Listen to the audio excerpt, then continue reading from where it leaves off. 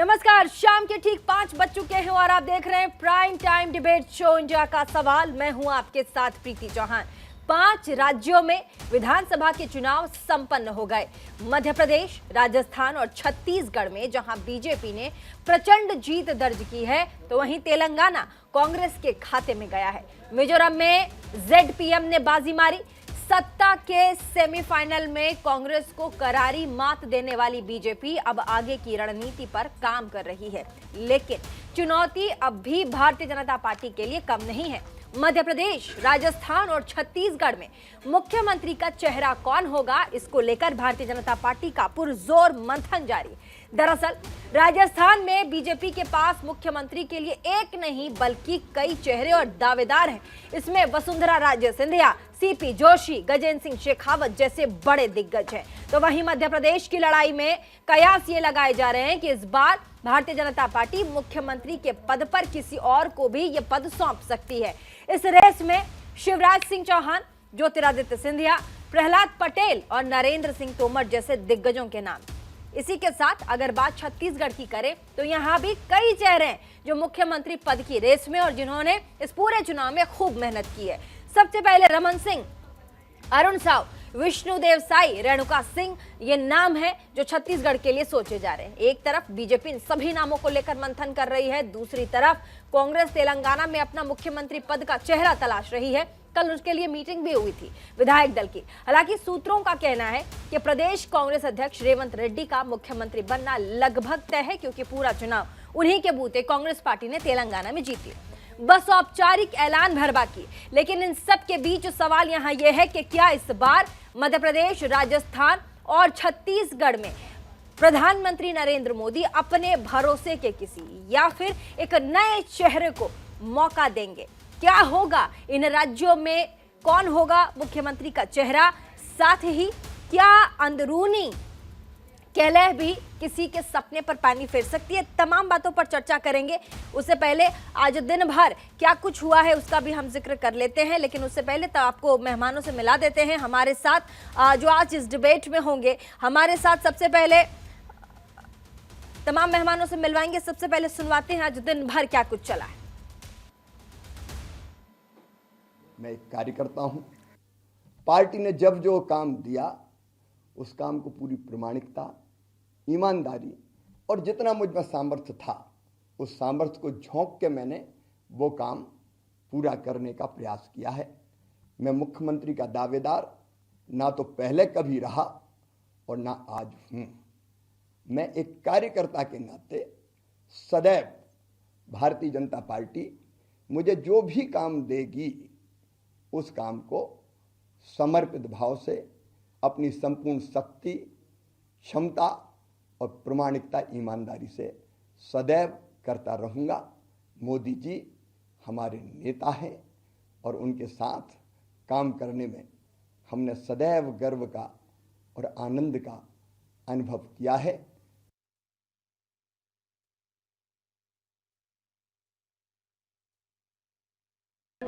We are here only to submit the report, that's all. There is a one-line resolution that the party high command will take the decision, and the party high command will decide. We are here only to submit the report, that's all. There is a one-line resolution that the party high command will take the decision, and the party high command. तो आपने देखा शिवराज सिंह चौहान और साथ ही DK Shiv Kumar क्या कुछ कह रहे थे, क्योंकि तेलंगाना में भी सरकार कांग्रेस पार्टी की बनी है। हमारे साथ इस पूरे डिबेट में राहुल महाजन, वरिष्ठ पत्रकार और विश्लेषक के तौर पर हमारे साथ इस डिबेट में हिस्सा लेंगे। बहुत बहुत स्वागत सर आपका। हमारे साथ डॉक्टर राहुल यादव, प्रवक्ता कांग्रेस पार्टी के, हमारे साथ होंगे। बहुत बहुत स्वागत आपका। अमिताभ कुमार, वरिष्ठ पत्रकार, हमारे साथ होंगे। बहुत बहुत स्वागत आपका सर। थोड़ी देर में हमारे साथ धनंजय गिरी, प्रवक्ता भारतीय जनता पार्टी के, हमें ज्वाइन करेंगे। उनका भी बहुत बहुत स्वागत। शुरुआत करेंगे, हमारे साथ राहुल महाजन हैं, वरिष्ठ पत्रकार हैं, पॉलिटिकल एनालिस्ट भी हैं और साथ ही भारतीय जनता पार्टी को काफी करीब से इन्होंने देखा है। राहुल जी, कैसे आप देखते हैं 3 राज्यों के इस प्रचंड जीत को? और साथ ही कहा जा रहा है कि अब क्योंकि जीत हो चुकी है, प्रधानमंत्री के चेहरे पर तमाम जो भारतीय जनता पार्टी है उन्होंने प्रचंड बहुमत हासिल किया, मेजॉरिटी के साथ तीनों ही राज्यों में है, लेकिन मुख्यमंत्री के चेहरे के लिए अभी भी डामाडोल की स्थिति है। राजस्थान का जिक्र सबसे पहले सर आपके साथ। देखिए, पहली बात तो ये कि बहुत ही बेहतरीन प्रदर्शन है बीजेपी का, जहां तक सर्वेज कह रहे थे या बाकी सब चीजें कह रही थी, खासतौर से छत्तीसगढ़ के मामले में तो बहुत ही मुझे लगता है पार्टी के लिए भी अनएक्सपेक्टेड जीत है। और वहां के नेताओं के भी जो बयान आए थे, उनको शुरू में ये विश्वास नहीं हो रहा था कि इतनी जबरदस्त जीत मिली है। और इसके वेरियस कारण हैं, अलग अलग राज्यों में अलग अलग कारण हैं। अब आप ने राजस्थान की बात की है, तो देखिए पार्टी में एक सोच है। तभी अगर आपने राजस्थान की शुरुआत के कैंपेन को देखा हो, तभी ऐसा लगा था कि वसुंधरा राजे सिंधिया जो हैं, उनको उनकी जगह किसी नए चेहरे के पीछे भारतीय जनता पार्टी चलना चाहती, इसलिए वहां पर कोई चेहरा दिया नहीं गया चुनाव के दौरान। क्योंकि ऐसे में वसुंधरा, ये कोई डिनाई नहीं कर सकता कि वसुंधरा राजे सिंधिया जो है वो राजस्थान में बीजेपी के सबसे प्रमुख और सबसे बड़ा चेहरा है। लेकिन पूरा चुनाव जो है प्रधानमंत्री और कमल के निशान के ऊपर लड़ा गया। उसके बाद वहां पे कई सारे नेता हैं, वसुंधरा राजे सिंधिया खुद हैं। देखिए, उनके फेवर में एक बात की जाती है कि वो सबसे बड़ी लीडर हैं राजस्थान की बीजेपी की, और दूसरी ये भी बात जाती है, कुछ एनालिस्ट का ये मानना है कि क्योंकि 2024 में चुनाव है लोकसभा का, तो बहुत ज्यादा चेंजेस शायद बीजेपी ना करना चाहे, तो ये एक बात हो सकती है जिसके कारण वहां चेंज ना हो। अदरवाइज बीजेपी के भीतर ये सोच है कि वहां पे हर स्टेट में नई लीडरशिप को उभारा जाए। दूसरी तरफ गजेंद्र सिंह शेखावत हैं, वो राजपूत कम्युनिटी से आते हैं, तो वो भी एक चॉइस हो सकते हैं। लेकिन ये भी मैं साथ में आपको प्रोज भी बताता जा रहा हूँ कौन, और ये भी बताता जा रहा हूँ कि क्यों जी ऐसा अगर नहीं हुआ तो क्यों जी। नहीं होगा। तो राजपूत कम्युनिटी से है, वहां माना जाता है कि वहां पर कम्युनिटीज का बड़ा जोर है। अगर राजपूत कम्युनिटी से आप किसी को बनाते हैं मुख्यमंत्री, तो जाट कम्युनिटी जो है वो थोड़ी नाराज हो जाती है। तो ऐसे में कॉम्बिनेशंस जरूर देखे जाएंगे। दूसरा, महंत बालकनाथ जो हैं, जो तिजारा से जीते हैं, जीते उनका बहुत जिक्र इस दौरान हुआ है। और वो जो है नाथ समुदाय से तो आते ही, साथ में ओबीसी यादव कम्युनिटी से आते हैं। और उसका असर ना केवल हरियाणा के चुनावों पर पड़ेगा, पर पूरे बाकी जगहों पर भी, उत्तर प्रदेश में भी और बाकी जगहों पर भी यादव जो वोट बैंक है उस पर पड़ेगा। जैसे ओम माथुर का नाम लिया जा सकता है। ओम माथुर बहुत ही रिलायबल हैं, अमित शाह जी के करीबी हैं, प्रधानमंत्री उन्हें पसंद करते हैं। 2014 में महाराष्ट्र के चुनावों को उन्होंने उनको श्रेय कुछ जाता है कि महाराष्ट्र के चुनावों में उन्होंने जीत दिलाई थी। 2017 में उत्तर प्रदेश के चुनावों में उनका रोल रहा था। तो वैसे भी आरएसएस के प्रचारक रहे हैं, संघ के करीबी हैं, तो ये उनका नाम भी ये है कि उनके नाम पर भी बातचीत हो सकती है। दिया कुमारी का नाम सामने आया, जो कि रॉयल फैमिली से हैं, रॉयल और फैमिली से उनको हैं। हाँ, जिस तरह से नरपत स्कूलिंग भी सिंह काफी स्ट्रांग रही है, एजुकेशन जो उनका दिल्ली और लंदन जैसे प्रख्यात कॉलेजेस में रहे हैं, तो शायद ये भी, और साथ ही प्रधानमंत्री नरेंद्र मोदी और फिर बीजेपी में जो केंद्र हैं उनके काफी नजदीकी मानी जाती हैं दिया कुमारी, तो शायद उन पर भी मुहर लगे। देखिए, ये समझ आता है क्योंकि जैसे वो राजस्थान से एमपी हैं, और उनको जो सीट दी गई विद्याधर नगर की, उनको नरपत सिंह रजवी को हटाकर, जो कि जो भैव सिंह शेखावत सबसे बड़े नेता माने जाते हैं बीजेपी के राजस्थान में, उनके जो दामाद हैं, उनको वो है नरपत सिंह राजवी, और उनकी सीट चेंज करके इनको दी गई। और ये एक आसान सीट है बीजेपी के लिए। बीजेपी का यहाँ जोर रहता है विद्याधर नगर में, तो एक आसान सीट उनको दी गई। इसलिए यह माना जाता है कि इनका नाम जो है वो सीएम कैंडिडेट्स के तौर पर आगे आ सकता है। और आखिर नाम मेरे को जो लगता है वो है अर्जुन राम मेघवाल का नाम। ये दलित लीडर हैं बीजेपी के राजस्थान के, और इनको बहुत पसंद किया जाता है, रिलायबल हैं। यूनियन लॉ मिनिस्टर इनको बनाया गया था। इन्होंने जुडिशरी और सरकार के बीच में एक ब्रिज का काम किया है। तो ये इनके नाम पर भी बात हो सकती है। लेकिन उसमें एक ही दिक्कत है कि जब आप किसी दलित सीएम को का सीएम बनाते हैं, देखिए सिर्फ एक ही बार वहां पर एक दलित सीएम हुआ है, वो 1980 से 1981 में हुआ था, जगन्नाथ पहाड़िया करके। तो अगर ऐसा आप दलित सीएम बनाते हैं, तो बाकी जो वहां पे बड़ी स्ट्रांग कम्युनिटीज हैं, राजपूत और जाट और ये सब, ये कहीं बैकलैश ना हो। तो 2024 के चुनाव को देखते हुए शायद इस पे विचार जरूर किया जाए। ठीक है सर, कांग्रेस पार्टी के प्रवक्ता भी हमारे साथ हैं, हमारे साथ जुड़ गए हैं। हमारे साथ राहुल यादव हैं। एक नैरेटिव भी चल रहा है, क्योंकि अब कांग्रेस पार्टी इस पर सवाल भी खड़े कर रही है, तो ये है नैरेटिव कि क्या हार जो इन तीनों हिंदी बेल्ट वाले राज्यों में कांग्रेस पार्टी की हुई है, इस पर आप लोग मंथन करिएगा, जो कि अभी तक उसका प्रोसेस स्टार्ट नहीं हुआ कि भाई हारे हम क्यों हैं, या फिर ईवीएम पे अब छुटपुट जगहों से ये एलिगेशंस भी निकलकर सामने आ रहे हैं कि कांग्रेस पार्टी आरोप लगा रही है कि ईवीएम के साथ छेड़छाड़ हुई है भाई, तभी जाकर के प्रचंड बहुमत के साथ सरकार आई है। तो क्या आपको नहीं लगता कि ये जो समय है आकलन करने का है कि हम पिछड़ कहाँ गए, क्योंकि 2024 भी है, बिना आकलन के पार्टी आगे कैसे बढ़ेगी, रास्ता कैसे मिलेगा? जल्दी से राहुल यादव रिएक्शन। देखिए प्रीति जी, हमने एकजुट होकर और पूरी ताकत के साथ सामूहिक नेतृत्व में हमने चुनाव लड़ा। हमें तीनों प्रदेशों की जनता के फैसले मंजूर हैं और हम इसकी लगातार समीक्षा कर रहे हैं।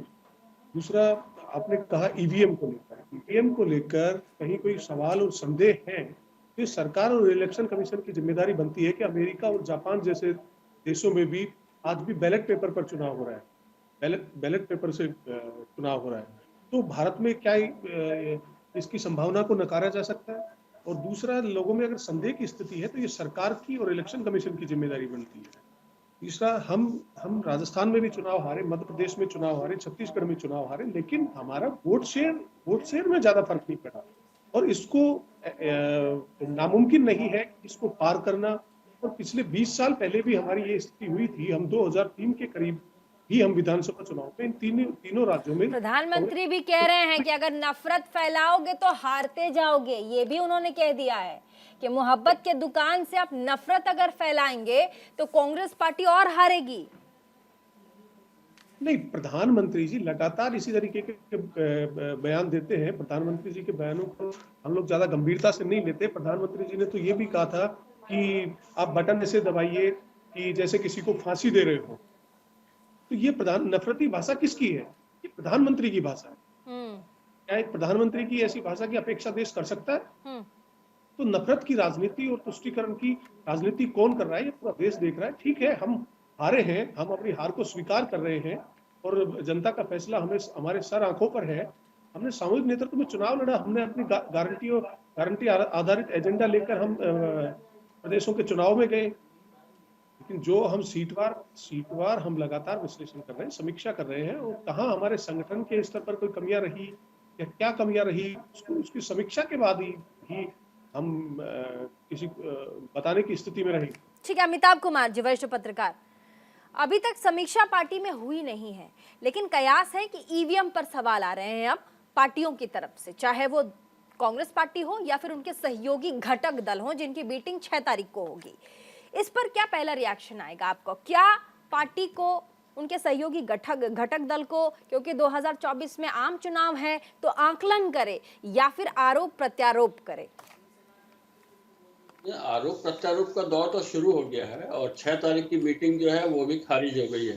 तो प्रमुख 6 तारीख की मीटिंग आने से मना कर दिया है। पत्रकार जी, 6 तारीख की मीटिंग अनौपचारिक मीटिंग थी, क्योंकि औपचारिक मीटिंग नहीं थी वो। अच्छा, एक बार बोल लें, उनको अपनी बात कंप्लीट करने दीजिए। पहला रिएक्शन हम लेते हैं, तो सबसे पहले अमिताभ जी अपनी बात रख लीजिए। कांग्रेस ने बैठक बुलाई और आपके ममता जी ने, अखिलेश जी ने, नीतीश जी ने, सबने मना कर दिया। समझ में आ गया तो मीटिंग को जो स्थगित करनी पड़ी। और औपचारिक हो या अनौपचारिक, आपके बुलाहट पे वो नहीं है। उन्होंने बता दिया कि आपने जो व्यवहार किया है इन चुनावों के पहले, जबकि वो बहुत कोशिश कर रहे थे कि साथ में मिलकर चुनाव लड़ लिया जाए, तो आप अपने ताव में थे। हम तो जीतने जा रहे हैं 2-3 प्रदेश, तब हमारा वजन बढ़ जाएगा, फिर हम लीड करेंगे। विपक्षी गठबंधन की आपने जो है बधिया बिठा दी। अब आपको बहुत मान मनोबल करना पड़ेगा, तब वो आने वाले हैं, है ना? तो ये बात कांग्रेस को हमेशा समझनी चाहिए। कांग्रेस का मिजाज ही ऐसा रहा है हमेशा। उसे समझना चाहिए कि आज जिस स्थिति में वो है, उस स्थिति में ही उसे चुनाव लड़ना होगा। वो अपनी हैसियत समझनी चाहिए। आज वो सारे देश में शासन नहीं कर रही है और जिन प्रदेशों में ये छोटे दल जिन्हें वो समझ रही है, उनके साथ बराबर के स्तर पे खड़ा होना पड़ेगा। हाँ। जुलाई अगस्त से हम लोगों की जब अच्छा, राहुल गांधी जी ने एक पोस्ट है, मैं राहुल जी से पूछना चाहूंगी, राहुल महाजन जी से। दिग्विजय सिंह का लिखा हुआ एक ट्विटर पोस्ट है जो उन्होंने पोस्ट किया। उन्होंने लिखा, उन्होंने पोस्टल बैलेट्स के जरिए कांग्रेस को वोट देने वाले और हम पर भरोसा जताने वाले सभी मतदाताओं का धन्यवाद। तस्वीरों के आंकड़ों पर एक प्रमाण है जो ये बताता है कि पोस्टल बैलेट के जरिए हमें यानी कांग्रेस को 199 सीटों पर बढ़त है, जबकि इनमें से अधिकांश सीटों पर ईवीएम काउंटिंग में हमें मतदाताओं का पूर्ण विश्वास न मिल सका है। ये भी कहा जा सकता है कि जब तंत्र जीतता है तो जनता हार जाती है। हमें गर्व है कि हमारे जमीनी कार्यकर्ताओं ने जी जान से कांग्रेस के लिए काम किया है। ये बड़ा कटाक्ष, बैलेट पेपर और तमाम चीजें हैं, इसे कैसे देखते हैं आप राहुल महाजन जी? देखिए, किसी भी प्रदेश पे जब किसी भी पार्टी की हार होती है तो उसे कुछ ना कुछ उसका कारण जो है वो खोजना पड़ता है। खैर, शुरुआती ये जो बयान होते हैं या जो ये कमेंट्स होते हैं, इसका ज्यादा मतलब नहीं निकाला जाना चाहिए। दूसरा ये है कि ये तो साफ है कि मध्य प्रदेश में जो है बीजेपी को सीधा सीधा बहुमत मिला है। अब वोट शेयर की बात मैं बता सकता हूँ, जैसे कि उन्होंने कहा था, वो गलत नहीं बोल रहे हैं कांग्रेस के जो आपके प्रवक्ता हैं। लेकिन ये भी बात साफ है कि 7% बीजेपी का वोट बढ़ा है। तो यानी लोगों ने बीजेपी को प्रेफर किया है कि वो बीजेपी को चाहते हैं मध्य प्रदेश में, ताकि वो सरकार बनाए और वो काम करे। तो ये अब कांग्रेस को सोचना है। देखिए, कांग्रेस के साथ जो अभी मेरे एक साथी पत्रकार बोल रहे थे, वो प्रॉब्लम है।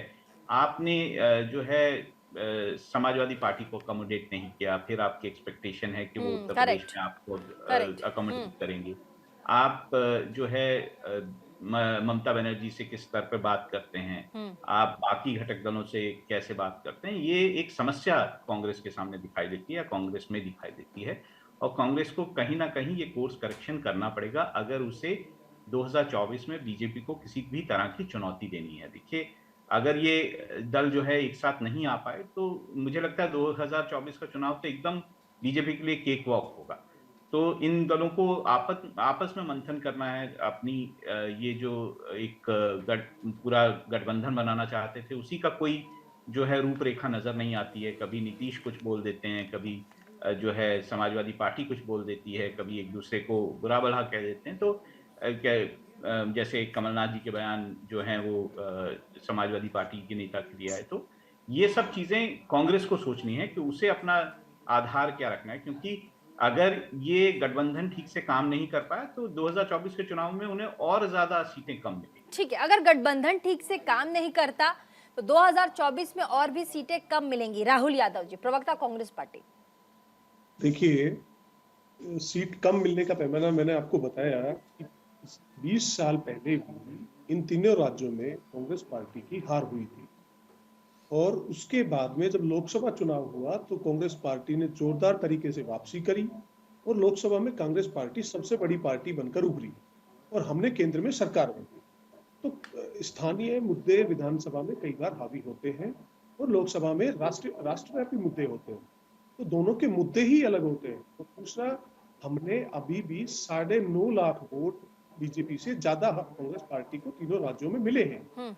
तो कोई भाजपा ये ना समझे कि 50% आबादी ने कांग्रेस पार्टी को चुना है और उनसे कहीं ज्यादा वोट हमें मिला है। ये ठीक है, फिगर की लड़ाई में हम थोड़ा पीछे रह गए, फिगर हमारे अनुकूल नहीं रहे, और हम इसका मंथन और समीक्षा लगातार कर रहे हैं। और हम कहाँ हमारी गुंजाइश रही, कहाँ। लेकिन आपकी समीक्षा बैठक अगर 6 तारीख को ये जो घटक दलों के साथ जो आपकी कांग्रेस पार्टी की बैठक होने वाली थी, इसमें ममता बनर्जी ने साफ साफ खुल के आके कह दिया कि भाई हमें तो कोई इन्फॉर्मेशन नहीं है और मैं नहीं जुड़ने वाली क्योंकि उत्तर बंगाल में उनके प्रोग्राम्स लगे हुए हैं। नीतीश कुमार ने बातें कह दी कि हम अभी नहीं जा रहा। अखिलेश यादव कहते हैं कि ये पार्टियों को साथ लेकर नहीं चलते और इनको अगर 2024 के लिए अगर बड़े पिच पर खेलने के लिए अगर आपको देखना है तो आपके पास ये लोग होने चाहिए। कॉम्प्रोमाइज करने वाली बात अभी भी राहुल महाजन सर भी कह रहे थे कि मध्य प्रदेश में कॉम्प्रोमाइज की जब बात आई थी 7 से 8 सीटें जो अखिलेश यादव मांग रहे थे, उस पर जब आप कॉम्प्रोमाइज कर नहीं पाते हैं तो आगे बहुत बड़ा प्लान है, बहुत बड़ा गेम है 2024।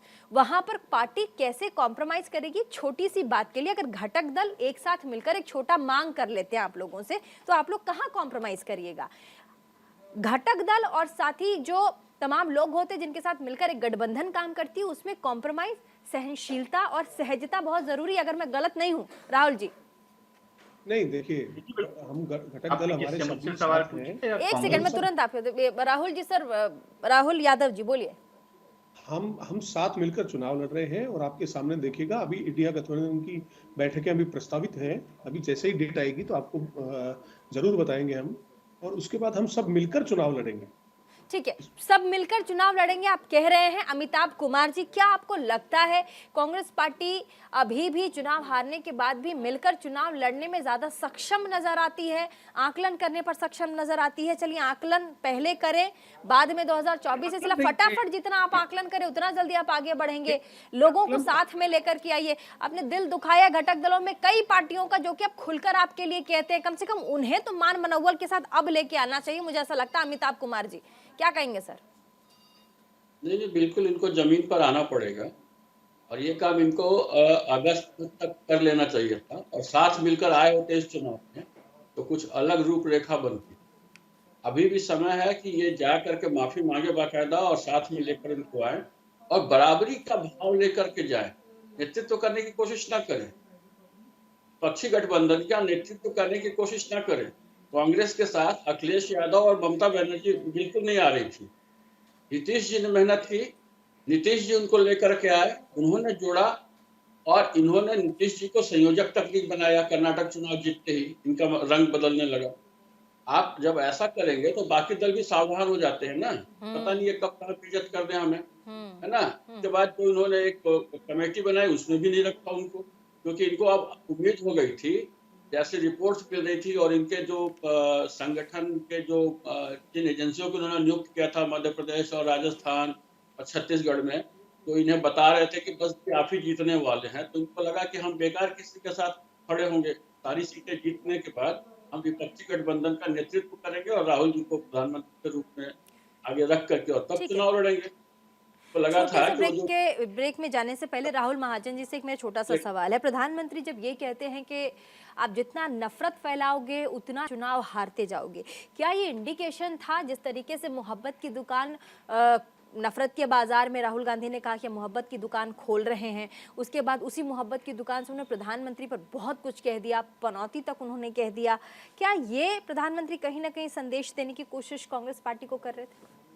देखिए ये बहुत समझ आ जानी चाहिए। राहुल गुजरात के चुनावों से ही इनको समझ लेना चाहिए था कि प्रधानमंत्री नरेंद्र मोदी पर जब आप कोई भी हमला करते हैं तो वो कहीं ना कहीं उसका इस्तेमाल राजनीतिक तौर पे कर लेते हैं और आपके लिए बड़ी मुश्किल की स्थिति आ जाती है, आप उसे संभाल नहीं पाते हैं। तो या तो आप ऐसे मुद्दे उठाइए जनता के करीब हैं और जनता जिसको सुनना चाहती है, जो उन मुद्दे उनको परेशान करते हैं, अगर उन मुद्दों को लेकर चलेंगे तो शायद राजनीति इनके लिए ज्यादा आसान होगी। लेकिन अगर ये व्यक्ति विशेष को लेकर उन पे कटाक्ष करेंगे और व्यक्ति विशेष की राजनीति करने की कोशिश करेंगे और उस भाषा का इस्तेमाल करने की कोशिश करेंगे जो कि शायद राजनीति में नहीं करनी चाहिए, तो फिर तो मुझे लगता है कि पहले से ही प्लॉट जो है वो हार चुके हैं। चलिए छोटे से ब्रेक लिए रुकेंगे, उसके बाद छत्तीसगढ़ और मध्य प्रदेश में मुख्यमंत्री पद का चेहरा कौन और साथ ही चुनावी समीकरण वहां पर क्या कुछ कहता है उसके बारे में डिस्कशन करेंगे। छोटे से ब्रेक लिए रुकना पड़ेगा।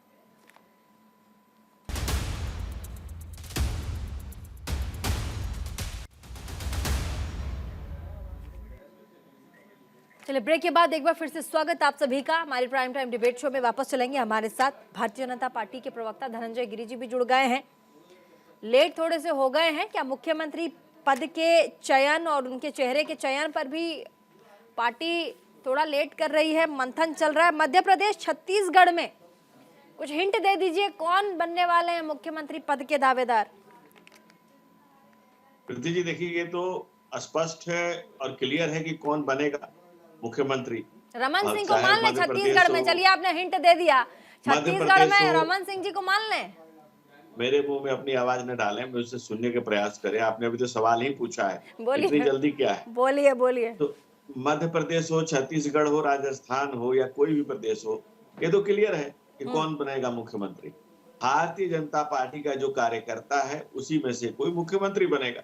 तो हमारे यहाँ परंपरा है, एक लोकतांत्रिक पार्टी है, लोकतांत्रिक तरीके से चयन होता है, लोकतांत्रिक तरीके से जो हमारे चुने हुए विधायक हैं बैठक होगी, पर्यवेक्षक जाएंगे, केंद्रीय नेतृत्व की बैठक होगी, वो तय करेगा। क्योंकि हमारे यहाँ पद नहीं, कर्तव्य बोध से लोग बंधे हुए हैं, दायित्वों से बंधे होते हैं और उन दायित्वों का निर्वहन जब जिसको जो जिम्मेवारी मिलती है वो उस समय वो कर रहा होता है। भारतीय जनता पार्टी में कुर्सी के लिए कोई कलेश थोड़ी है, और जहाँ कलेश है वो लोग शेष हो रहे हैं। आप देखिए जहाँ कलेश था, जो दौड़ थी, गेस्ट हाउस पॉलिटिक्स जहाँ होती थी, कौन आपको पता ही है कि कहाँ से निकल करके लोग कहाँ चले जाते थे। उन गेस्ट हाउस कांड जहां होते थे, जहां इस तरह की सिचुएशन थी, जहां इस तरह की परिस्थितियां थी, वहां लोगों को जनता ने जवाब दे दिया। आप मध्य प्रदेश जाइए तो जहां हम 18.5 साल से मतलब वहां सत्ता में रहने के बाद वापस हम पर जनता ने विश्वास किया। देखिए, इस देश में राजनीति का कहरा आदरणीय नरेंद्र मोदी ने बदल दिया। जो पहले एंटी इनकम्बेंसी होती थी, अब प्रो इनकम्बेंसी की बात है। 14 में जितने वोटों से हम जीते, जितने सीटें आए, 19 में उससे बड़ी सीटें आई, और जनता के कदमों में सर झुकाकर हम कह सकते हैं कि 24 में उससे भी बड़ा मैंडेट आएगा। क्यों? क्योंकि हमारी जनता को हमारे किए गए कार्यों पर भरोसा है। दूसरी बात आप देखिए, जहां 5 साल में राजस्थान हो या छत्तीसगढ़ हो या तेलंगाना भी हो, तीनों जगह जो भी रूलिंग पार्टी थी वॉश आउट हो गई, और हम 18.5 साल के बाद भी टिके हुए हैं। तो ये हमारे किए गए कार्यों के ऊपर जनता का आशीर्वाद है। जनता के आशीर्वाद की ताकत है कि हम रोज सबल होते जा रहे हैं। क्यों? क्योंकि हम जनता को सबल करते जा रहे हैं। प्रधानमंत्री नरेंद्र मोदी के नैनों में के बसा हुआ है कि नेशन को कैसे आगे ले जाया जाए, कैसे आगे बढ़ाया जाए, कैसे इसको विकास किया जाए। क्योंकि उनके लिए गांव गरीब किसान नौजवान कोई किताब में पढ़ने वाली बात नहीं है, जीवन का भोगा हुआ यथार्थ है। जिस व्यक्ति ने गुर्बत से अपना जीवन का सफर शुरू किया और शोहरत तक का सफर तय किया हो, और शोहरत ऐसी कि दुनिया देख रही हो, तो वो कहाँ डिवाइड एंड रूल की पॉलिटिक्स नहीं कर रहे हैं। वो इंडी और तमाम तरह के झंझट में नहीं फंसे हुए हैं। भारतीय जनता पार्टी भारत की जनता के साथ अलायंस कर रही है। भारतीय जनता पार्टी और भारत की जनता के साथ अलायंस है। चलिए, एक नया शब्द आ गया में कांग्रेस पार्टी प्रो इनकम्बेंसी कहा है धनंजय गिरी जी ने। पहले कहा जाता था, उन्होंने कहा कि पहले एंटी इनकम्बेंसी कहा जाता था चुनाव के पहले। आज पूरा का पूरा जो मामला है वो सल्टा हुआ, प्रो इनकम्बेंसी आ गई है। इससे 2024 में कांग्रेस पार्टी कैसे लड़ेगी? नया टर्म प्रो इनकम्बेंसी। देखिए, दोनों ही विधानसभा चुनाव और लोकसभा चुनाव में दोनों ही चुनावों में मुद्दों का फर्क होता है, और उसमें राष्ट्रीय मुद्दे होते हैं, और इसमें स्थानीय मुद्दे कई बार विधानसभा चुनाव में हावी हो जाते हैं। मैंने प्रीति जी आपको पहले भी कहा कि हम पिछले 20 साल पहले भी तीनों राज्यों में विधानसभा चुनाव हारे थे, और उसके बाद में हमने वापसी करी थी। लोकसभा चुनाव में कांग्रेस पार्टी सबसे बड़ी पार्टी बनकर उभरी थी, और हमने केंद्र में सरकार बनाई थी। तो भाजपा के प्रवक्ता जो कह रहे हैं वो उस बात से मैं बिल्कुल कतई इत्तेफाक नहीं रखता। और 2024 का जो चुनाव होगा उसमें राष्ट्रीय मुद्दे होंगे। आपको मैं बता दूं, मुद्दे ये रहेंगे कि हर 1 घंटे से अधिक में एक किसान आत्महत्या कर रहा है। 2021 में भी 10,881 किसानों ने आत्महत्या करी है। 2022 में 11,290 किसानों ने आत्महत्या करी है। बच्चों के खिलाफ भी तेजी से लगातार अपराध बढ़ रहे हैं। इनकी वृद्धि अभी एक ताजा रिपोर्ट में पता लगा है कि इनकी वृद्धि 8.7% की वृद्धि बच्चों के खिलाफ अपराधों में बढ़ी है। हर घंटे में 19 सुसाइड देश में हो रहे हैं। मुद्दे ये रहेंगे 2024 के चुनाव में वहां।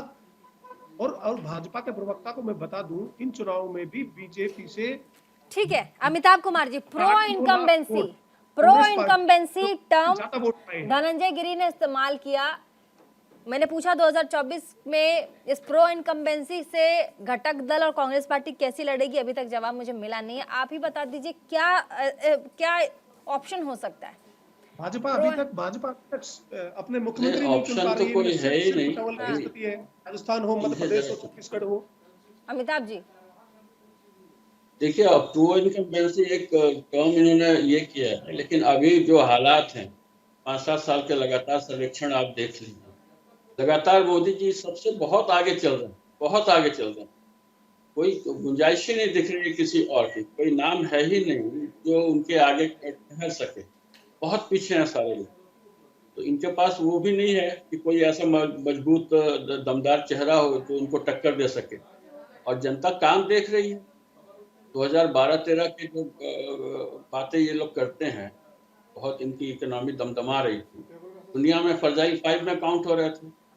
हाँ, AK एंटनी साहब इनके कह रहे हैं कि एक हेलीकॉप्टर खरीदने का पैसा नहीं है। और जैसे ही सरकार बदलती है, कुछ सालों में देखते हैं कि डिफेंस सेक्टर में कितना ज्यादा काम हो रहा है, इंफ्रास्ट्रक्चर सेक्टर में किस तेजी से काम हो रहा है, तेल पुल, हवाई जहाज, पानी, हर जगह काम हो रहा है तेजी से, है ना। इतना बड़ा कोरोना का मामला आया और उसको किस ढंग से टैकल किया गया, अपने साथ दुनिया को भी संभाला गया, इसने दिखा दिया है कि वर्तमान सरकार किस ढंग से काम कर रही है। तो राष्ट्रीय स्तर पर तो ये कहीं नहीं टिकने जा रहा। अगर ये सारा कुंभा समेट पाए तो निश्चित रूप से कुछ टक्कर जरूर देंगे, नहीं तो एकदम बिखर जाएंगे। 400 पार का नारा है भाजपा, वो अपने आप सफल हो जाएगा। इनको चाहिए कि जल्दी से जल्दी अपना कुंभा समेटे। ठीक है, जल्दी से जल्दी टूटा समेटे। राहुल महाजन जी, वरिष्ठ पत्रकार। सर, आप कैसे देखते हैं, छत्तीसगढ़ और मध्य प्रदेश में कई चेहरे हैं, लेकिन प्रधानमंत्री जिस चेहरे पर मुहर लगा सकती हैं, आपका क्या आकलन है? मध्य प्रदेश में तो वैसे बहुत ज्यादा चेहरे हैं, चाहे वो शिवराज सिंह चौहान सबसे पहले नंबर पे आते हैं। हालांकि ये चर्चा का भी विषय रहा है कि वो मुख्यमंत्री पद पर नहीं बैठेंगे। आपको क्या लगता है मध्य प्रदेश और छत्तीसगढ़ को लेकर? देखिए, शिवराज सिंह चौहान की मतलब मध्य प्रदेश में जिस तरह से जीत हुई है, तो उनका दावा तो स्ट्रांग है मुख्यमंत्री पद के लिए। लेकिन बीजेपी की जो सोच है एक नए नेतृत्व को सभी राज्यों में आगे बढ़ाने की। देखिए, हर पार्टी में सेकंड रैंक लीडरशिप जो है उसे आगे बढ़ाया जाता है, और बीजेपी बड़े सिस्टमेटिक तरीके से, और ये अब से नहीं है, ये बहुत पहले से है। अटल जी, अडवाणी जी के जमाने में भी बीजेपी ने जो है अपनी सेकंड रैंक लीडरशिप को बड़ी स्ट्रांग लीडरशिप तैयार की थी। वही अब जो अमित शाह और नरेंद्र मोदी हैं वो कर रहे हैं। वो स्टेट्स में बड़ी स्ट्रांग लीडरशिप चाहते हैं। अब शिवराज सिंह चौहान का मैंने नाम लिया, तो वो कोई ये डिनाई नहीं कर सकता कि उनका कंट्रीब्यूशन रहा है इस जीत में, जो एक बम्पर जीत मध्य प्रदेश में मिली है। लेकिन दूसरी तरफ प्रहलाद सिंह पटेल, ज्योतिरादित्य सिंधिया, देखिए प्रहलाद सिंह पटेल जो है वो उनका जो Bundelkhand, Mahakoshal, central MP, Gwalior Chambal region में जो उनका जोर, मतलब जो उन्होंने कोशिश की है, लोधी कास्ट से आते हैं और उन्होंने कोशिश की है, उनका उत्तर प्रदेश, बुंदेलखंड और रोहिलखंड में भी असर है। तो वो एक मतलब उनके नाम पर काफी चर्चा है कि प्रबल दावेदार हैं वो। दूसरी तरफ ज्योतिरादित्य सिंधिया जो है, उन्होंने जहां ग्वालियर चंबल संभाग में बीजेपी की बुरी हालत थी, 7 सीटें थी, मुझे लगता है 2018 में वो 18 सीटें हो गई। अब उनका जो दावा है वो भी कम नहीं है। वो कांग्रेस से यहाँ आए थे और उन्होंने प्रूव किया है कि भाई मेरे आने से जो है आपको फायदा हुआ है। और दूसरा, उनका असर केवल इसी रीजन में नहीं है, चंबल और ग्वालियर के रीजन में, बल्कि मालवा विंध्य के रीजन में भी उनका जो है काफी वो जोर है। कैलाश विजयवर्गीय का नाम आप ले सकते हैं। खैर, कैलाश विजयवर्गीय जो हैं उनको एक जरूर उनके पीछे पश्चिम बंगाल में एक घटना हुई थी जिसका आरोप उन पर लगता है, तो उसके लिए शायद उनका जो है इतना प्रबल दावा ना बने। लेकिन नरेंद्र सिंह तोमर हैं, नरेंद्र सिंह तोमर जो हैं उन्होंने अच्छा काम किया, एग्रीकल्चर मिनिस्टर के तौर पे अच्छा काम किया है। तो आप कह रहे हैं कि बेसिकली क्योंकि मोदी की गारंटी जुड़ी हुई है इस पूरे के पूरे चुनाव में, व्हाइट कॉलर कोई ऐसा होगा जिसे प्रधानमंत्री चुनकर मुख्यमंत्री के तौर पर बिठाएंगे?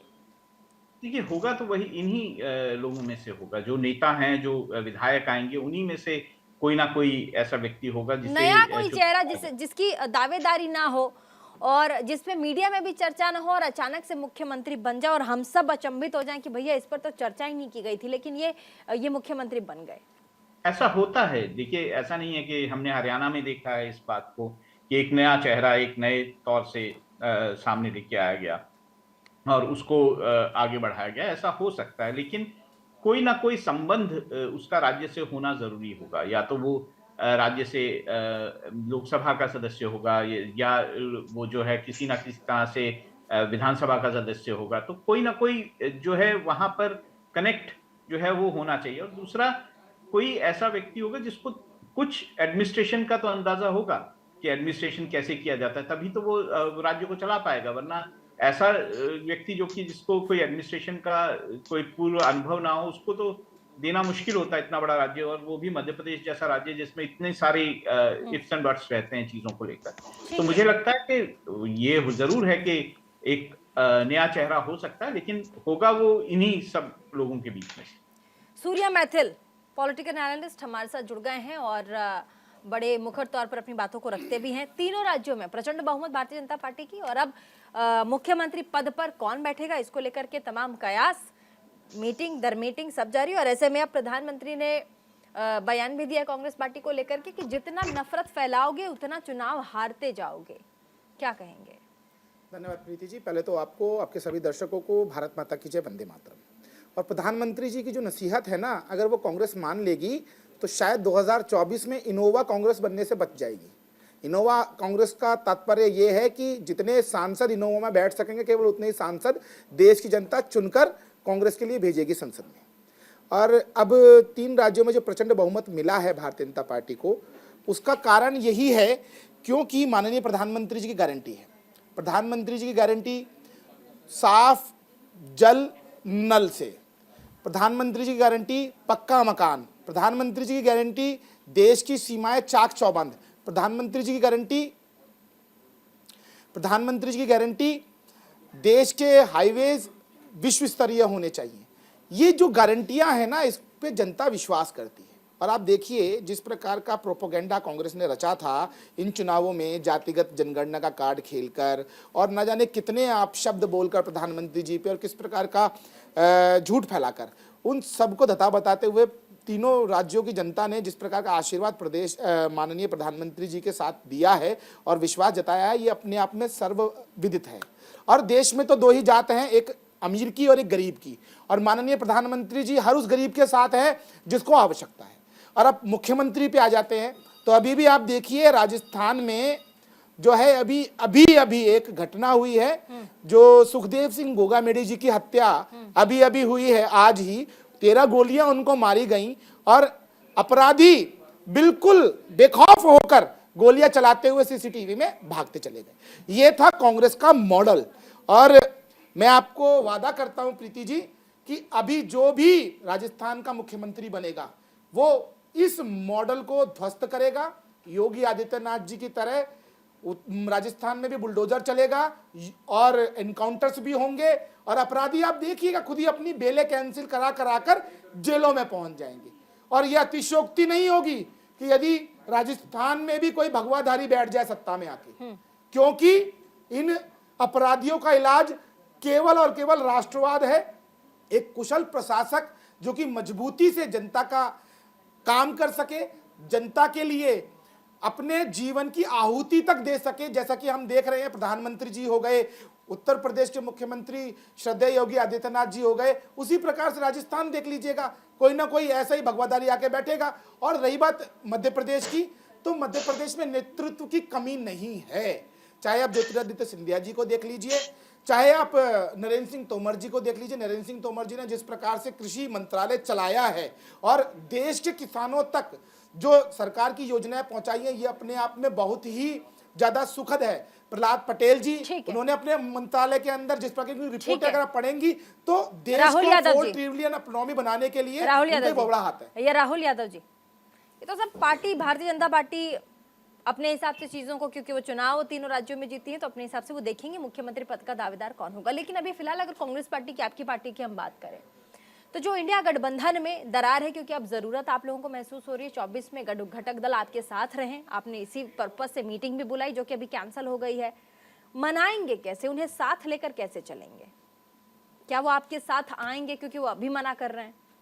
राहुल यादव जी, बड़ा प्रश्न है, बड़ा प्रश्न है, एकदम क्लैरिटी के साथ जवाब दीजिएगा। हाँ देखिए प्रीति जी, पहली बात तो ये सूर्या मैथिल जी के बारे में मैं समझ रहा था कि ये शायद भाजपा के प्रवक्ता है, या तो इनकी गलती से नीचे लिखा हुआ है कि राजनीतिक। अरे यादव जी, आप अपनी संभालिए, आप अपनी संभालिए। कांग्रेस को इनोवा कांग्रेस बनने तक इसी प्रकार की बातें करोगे तो इनोवा कांग्रेस बन जाएगी। आप मुझ पर टिप्पणी करने की जगह पे अपनी स्थिति को देखिए। मॉडल, आप यूपी मॉडल यहाँ बैठ के बता रहे हैं। आपको आगरा में एक होम स्टे में जो एक महिला के साथ जो दुराचार हुआ वो आपको नहीं दिखाई दिया? अपराधियों को सजा मिली ना, अपराधियों को जेल भेज दिया गया ना। आपकी तरह तो नहीं कन्हैया लाल के हत्यारों को जेल में बैठाकर बिरयानी खिलाई। आपकी तरह तो नहीं ना कि बहनों के संग बलात्कार होते हैं तो भैया वो 56% बलात्कार फर्जी होते हैं, आपके खुद के मुख्यमंत्री बोलते हैं। आपकी तरह तो नहीं ना कि एनसीआरबी के आंकड़ों पे राजस्थान नंबर 1 पहुंच जाता है। राहुल यादव को भी यहाँ बैठ के ज्ञान मत दीजिए, जवाब अपनी जेब में झांकिए। राहुल यादव जी जवाब। मैथिल साहब, आप आंकड़े बता रहे हैं ना? हाँ। देश में हर घंटे 51 महिलाओं के साथ अपराध की शिकार हो रही है। सबसे ज्यादा कांग्रेस के राज्यों में राजस्थान उसका बहुत बड़ा उदाहरण है। मैं आपको एक और आंकड़ा देता हूं, एनसीआरबी के आंकड़ों में देश में जितने भी नाबालिगों के संग बलात्कार रजिस्टर्ड हुए उसमें से 48% अकेले राजस्थान में हुए थे। 1 घंटे से भी ज्यादा में हर एक किसान आत्महत्या कर रहा है। कहां कर रहा है? अरे कैसी बातें कर रहे हो भाई राहुल? अरे 2012 नहीं है ये 2023 है मेरे भैया। ना ये मुद्दे रहेंगे कि आप ईवीएम पर बटन अच्छा, आप इंडिया गठबंधन, प्लीज राहुल यादव जी बताइए, गठबंधन के बारे में बताइए ना। आप छोड़ दीजिए, वो तो पार्टियां जीत गई है 3 चुनाव। आप अपनी पार्टी के बारे में फिलहाल बात कीजिए। धनंजय गिरी जी, मैं आपके पास आती हूँ, बस 1 सेकंड दीजिए, एक बार जवाब पूरी कर ले वो।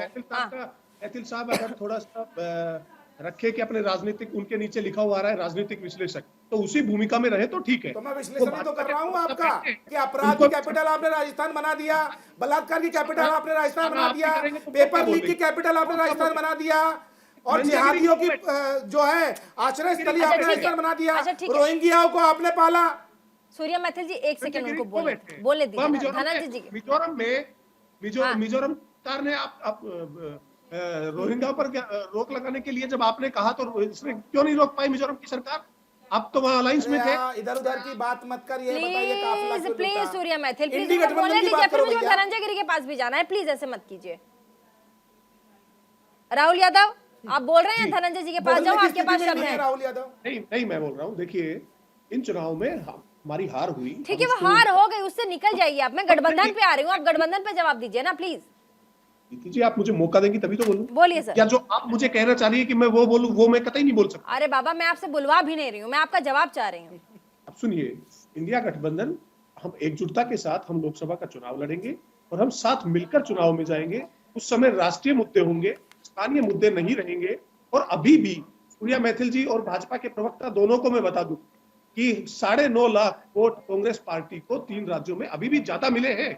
वो मायने रखेगा लोकसभा चुनाव में। ठीक है, आप ये नहीं बोल धनंजय गिरी जी, वो मायने रखेगा लोकसभा चुनाव में। बाकी आप जो कहना चाह रहे हैं जल्दी से बोलिए। देखिए प्रीति जी, मैं कह रहा हूं कि प्रधानमंत्री जी ने बहुत पहले पार्लियामेंट में कहा था कि सारी उम्र गाली यही भूल करता रहा, धूल चेहरे पर थी और आईना साफ करता। भाई आप दूसरों से क्यों लड़ रहे हैं? आप अपने यहाँ देखिए, प्रॉब्लम आपके यहाँ है। अगर आप पायलट को समझा लेते, गहलोत को समझा लेते, तो आपको प्रॉब्लम नहीं होती। आपको सूर्या मैथिल या किसी और से या किसी पैनलिस्ट से सबको स्वतंत्रता है, विचारों के अभिव्यक्ति की स्वतंत्रता है, विचारों पर रोक लगाएंगे। मेरी बात सुनिए, अगर आप कह रहे हैं कि आप इस देश में चुनाव होंगे हर घंटे, तो ये तो इशू होता। भाई आप एक कहीं कुछ कहीं ठीक हो जाए, खांसी हो जाए, सर्दी हो जाए, कहीं घेलाव हो जाए, तो सारा मीडिया वक्त पहुंच जाता है। आप कम से कम फैक्ट्स पर तो बात करिए। फैक्ट क्या है? 10वीं अर्थव्यवस्था 5वीं अर्थव्यवस्था बनी, ये IMF का डाटा है, कोई हम तो नहीं कर रहे हैं। अपने घर में तो छाप के नहीं दे रहे आपको। दूसरा, आप प्रधानमंत्री कह रहे हैं कि हम तीसरी बड़ी अर्थव्यवस्था बनेंगे। दूसरा, इस देश में 48 करोड़ बैंक थे, पूरे खाते थे, आज 238 करोड़ बैंक खाते हैं। तो ये तो डाटा है। 100 बैंक के अकाउंट, बैंक के ब्रांचेस थे, आज 180 करोड़ बैंक के ब्रांचेज है। गरीब आदमी बैंक की तरफ मुंह करके खड़ा नहीं हो पाता था। 12 करोड़ लोगों को किसान सम्मान निधि दी जा रही है, 11.5 करोड़ टॉयलेट बने हैं, 4 करोड़ घर बने हैं, 2.5 करोड़ घर बन के तैयार हैं जो PM अभी तुरंत देने जा रहे हैं उन लोगों को। तो इस तरह से 66 नए एयरपोर्ट बने हैं। 99% ग्रामीण सड़कें मेन सड़कों से जुड़ गई है। 2017 के बाद 16 के बाद से नॉर्थ ईस्ट और जम्मू कश्मीर को छोड़ के कोई हत्या नहीं हुई है। 300 नए राष्ट्रीय सुरक्षा के खुद से प्रोडक्शन बनाना शुरू कर दिया हम लोगों ने। आप 1 रुपया का एक्सपोर्ट नहीं करते थे डिफेंस में, अभी 38,000 करोड़ का टील नाउ कर चुके हैं। इसी साल की बात मैं बता रहा हूं आपको। तो जिस मानक पर भारत का विकास होते जा रहा है, उस किसी मानक पर आप बात करने आइए। आप किसी मानक पर बात कीजिए। अभी स्टैनली मॉर्गन की रिपोर्ट आई है कि भारत की अर्थव्यवस्था दुनिया की सबसे स्टेबल गति से आगे बढ़ रही है। अभी 7.03 क्वार्टर का था, 7.38 का इस क्वार्टर में हम लोगों ने किया। दुनिया के लोग इकोनॉमिस्टों का जो आकलन था उससे 0.30% हम आगे बढ़ गए। 16 वर्षों में जो आप नहीं कर पाए, 60 वर्षों में जो नहीं कर पाए, वो हम लोग करके दिखा रहे हैं आपको। काशी विश्वनाथ कॉरिडोर बना, भगवान राम का कॉरिडोर बना, महाकाल का कॉरिडोर बना। आज भारत का जिस तरह से उन्नयन हो रहा है, विकास हो रहा है, अगर प्रधानमंत्री मोदी की मूर्त लोगों के मन में छपी हुई है, तो इस किस स्टैटिस्टिक्स पर आप बात करना चाहते, तो किस डाटा पर आप बात करना चाहते। और जो बात कर रहे थे राजस्थान में, भाई 90 लाख विद्यार्थियों का भविष्य, 90 लाख विद्यार्थियों ने फॉर्म भरा, 19 बार पेपर लीक हुए प्रीति जी, और आप कहते हैं कि भाई क्यों सरकार, आपको 19 बार जहां पेपर लीक होंगे, 90 लाख छात्रों का भविष्य फंसेगा, एक में 4 परिवार में मान ले तो 5 करोड़ लोग फंसे हुए आपके यहाँ, ठीक। वो आपको वोट दे देंगे। ठीक है सर, आप राहुल क्या महाराज, कर रहे हैं भाई, राहुल क्या कहना महाराज चाहते हैं आप? आपके छत्तीसगढ़ में आपने गोबर का घोटाला किया, आपने ठीक है राहुल महाराज जी, भगवान महादेव को भरोसा नहीं छोड़ा, कौन, महादेव एक घोटाला किया। भरोसा कौन दिखाएगा, वोट कौन करेगा? क्या अभी भी कोई गुंजाइश बची है? कांग्रेस पार्टी अभी भी संभल जाए, अपना आकलन करे, गठबंधन अपने घटक दलों को साथ लेकर आए, उनसे बातचीत करे, जो नाराज हैं उन्हें कम से कम मनाने की कोशिश करे? राहुल महाजन जी, क्या कहेंगे आप सब? एक तो मुझे लगता है कि थोड़ा फैक्ट्स पे ना ध्यान देना चाहिए सभी लोगों को। अगर आप ये कहते हैं कि बीजेपी से ज्यादा वोट पड़े, तो ये फैक्ट्स शायद सही नहीं है। मध्य प्रदेश में 36 लाख वोट बीजेपी के आपसे ज्यादा हैं, राजस्थान में 9 लाख ज्यादा है, छत्तीसगढ़ में 6 लाख ज्यादा है। ऐसे हम नहीं करें। हाँ, ये बात सही है कि आप तेलंगाना में आपने 60 लाख वोट ज्यादा ली, तो ये थोड़ा सा फैक्ट्स हम सही रखें इन सब चीजों में। लेकिन हाँ, ये बात सही है कि कांग्रेस में अगर वोट हम परसेंटेज की बात करेंगे या वोट शेयर की बात करेंगे, कांग्रेस इतनी बुरी स्थिति में नहीं थी। लेकिन ये भी बात सही है कि देखिए, कांग्रेस ने जहां जहां कोशिश की वहां पे उसकी कोशिश सफल नहीं हुई। अगर मैं ये भी कहूं कि भारत जोड़ो यात्रा जो राहुल गांधी जी ने निकाली, मध्य प्रदेश में जिन इलाकों से गुजरे वहां 21 सीटें थी, उनमें से 17 सीटें आप हारे। तो देखिए, हमें फैक्ट्स पे अगर बात करेंगे तो दूसरी तरह से चीजें जाएंगी। लेकिन ये बात सही है कि कांग्रेस के अस्तित्व को इस या फिर उसकी रेलेवेंस को इस देश में नकारा नहीं जा सकता। कांग्रेस की रेलेवेंस है, लेकिन उसे अपने पैरों पे खड़ा होना पड़ेगा। अगर उसे किसी भी तरह की चुनौती देनी है बीजेपी को 2024 के चुनावों में, तो उसे अपने घर को सही करना पड़ेगा। उसे बाकी पार्टियों, क्योंकि अपनी स्ट्रेंथ उसकी बहुत सारे राज्यों में उतनी अच्छी नहीं है, तो उसे बाकी पार्टियों के साथ, जो कि उसकी राइट माइंडेड पार्टीज है, उनके साथ गठबंधन करना पड़ेगा, तब जाके वो कहीं खड़े हों। और दूसरा ये भी बात सही है, देखिए राजस्थान में आपकी जो हेल्थ स्कीम थी कांग्रेस की, वो बहुत अच्छी स्कीम थी, लेकिन क्या वो आप लोगों तक पहुंचा पाए? देखिए, चिरंजीवी स्कीम आप लोगों तक पहुंचा नहीं पाए। उसके अगर आंकड़े आप देखने जाएंगे, बहुत कम लोगों को उससे लाभ मिला। बनिस्पत अगर आप बीजेपी की या फिर आप केंद्र सरकार की स्कीमें देखेंगे, वो बहुत अच्छे से इंप्लीमेंट हुई है। उसका जो मॉनिटर किया गया उसे, वो अच्छे से किया गया। तो कांग्रेस को अपने अंदर देखना पड़ेगा, अपने राज्यों में अपनी स्थितियों को देखना पड़ेगा, और अपने जो उनका राज्य में संगठन है उसे भी कहीं ना कहीं सुदृढ़ करना पड़ेगा। केवल इस तरह से, अगर मैं तेलंगाना का ही डाइसेक्शन करूं, तो तेलंगाना में आप जीते नहीं है, बीआरएस हार गई है। बीआरएस को लोगों ने वोट आउट करने के लिए आपको चुना है, क्योंकि आप ही विकल्प दिखाई दे रहे थे। तो दूसरा, इस तरह से अगर हम कंस्ट्रक्टिवली इस चीजों को लेंगे तो शायद कांग्रेस के लिए ज्यादा अच्छा होगा। ठीक है, फाइनल राउंड की तरफ जाएंगे हम। बाइंड अप का समय है। छोटा छोटा सा लास्ट में जो एंडिंग कमेंट्स है वो लेंगे। शुरुआत करेंगे धनंजय गिरे जी, फाइनल कमेंट दीजिएगा सर। नहीं, मैं बिल्कुल राहुल महाजन की बात से सहमत हूँ। हर जगह सरकार को बदलने का लोगों ने प्रयास किया। भारतीय जनता पार्टी स्टेट जहाँ थे, जो आपने शब्द भी उठाया मेरा, प्रो इनकम्बेंसी, सिर्फ वहां रही। बाकी तेलंगाना में कांग्रेस की जीत नहीं, जो वर्तमान सरकार थी उसकी हार है। वहां भी हम डबल आए। और जो भाई साहब कह रहे थे वहां ग्वालियर चंबल में 34 सीटें हैं। मैं उसी का प्रभारी रहा हूँ, 1 महीने 2 महीने वहीं बैठा हूँ। जहां हमारी 7 सीटें थी, वहां हम 18 पर आए। तो हम जिस तरह से प्रो इनकम्बेंसी की तरफ बढ़े हैं, और नरेंद्र मोदी के प्रति लोगों का जो विश्वास है इस देश में, उस विश्वास के आसपास भी कांग्रेस पहुंचे। हम चाहते हैं कि सबल समर्थ विपक्ष बने। कांग्रेस भी एक पायल की रिलेवेंसी है। हमारे पुरखों ने असहमतियों की फसल बोई, जिस पर ये लहलहाता हुआ लोकतंत्र है। छोटा सा राहुल यादव जी, छोटा रखिएगा फाइनल कमेंट। देखिए, ये बात ठीक है कि हमारी अप्रत्याशित हार हुई है, लेकिन 2024 के चुनाव में मुद्दा ये रहेगा कि क्या 15 लाख रुपए हर खाते में आए, क्या 2 करोड़ लोगों को रोजगार दे पाए, क्या काला धन वापस आया, क्या बीफ एक्सपोर्ट बैन हुआ, नोटबंदी से देश को क्या फायदा हुआ, जिनके पास काला धन है क्या उनके खिलाफ क्या कार्रवाई की गई, किसानों की आय दुगनी हो कर पाए कि नहीं कर पाए, किसानों का कर्जा माफ कर पाए कि नहीं कर पाए, जातिवाद का खात्मा कर पाए कि नहीं कर पाए, गांवों की हालत सुधरी कि नहीं सुधरी। तो लगातार, और दूसरा गंगा नमामि गंगे का क्या हुआ, आधा मिनट मुद्दे ये रहेंगे। चलिए धनंजय गिरी जी आधा मिनट मांग रहे हैं, जल्दी से सर, समय बहुत कम है। प्रीति जी, कितनी इंटरेस्टिंग बात है। कह रहे हैं जातिवाद का खात्मा कर पाए कि नहीं। एक तरफ जातिगत जनगणना के लिए राहुल गांधी पूरे देश में घूम रहे हैं। ये प्रवक्ता और नेता का कोई कॉम्बिनेशन ही नहीं है। अपने ही नेता को खारिज कर दे रहे हैं। चलिए फाइनल कमेंट अमिताभ कुमार, अपने नेता को खारिज कर रहा है। Amitabh Kumar ji final comment. देखिए, जो बातों से लग रहा है ना, कांग्रेस को चाहिए कि अब नई रणनीति बनाए और नए ढंग से देश के विकास के डेवलपमेंट के लिए नई नीतियां लेकर सामने आए, पुराने ढर्रे से हटें, इसीलिए बार बार हार रहे हैं और अपने अंदर। तो चलिए, समय हो चुका है। बहुत बहुत शुक्रिया तमाम मेहमान हमारे साथ इस डिबेट में आए और साथ ही चर्चा आप लोगों ने की कि तीन राज्यों में भारतीय जनता पार्टी को प्रचंड वोट मिला और उसके बाद अब चेहरे पर मुहर लगना बाकी है। कांग्रेस के अंदर अभी भी मंथन का दौर है कि आखिर बड़े हिंदी बेल्ट वाले राज्यों में कांग्रेस पार्टी क्यों हार गई। भारतीय जनता पार्टी अपने लिए मुख्यमंत्री का दावेदार कौन है उस पर मंथन कर रहा है। 2024 का लोकसभा चुनाव भी अगले साल है। ऐसे में दोनों ही पार्टियां एक तरफ प्रचंड जीत के साथ किसी पार्टी का मनोबल बड़ा ही हाई है तो दूसरी तरफ एक ऐसी पार्टी जो ये सोच रहा है कि उसके घटक दल उनके साथ आए और 2024 की कम से कम तैयारी करें। छोटे से ब्रेक के लिए रुकेंगे, कहीं मत जाइएगा, देखते रहिए न्यूज़ इंडिया और साथ ही देखना न भूलें प्राइम टाइम डिबेट।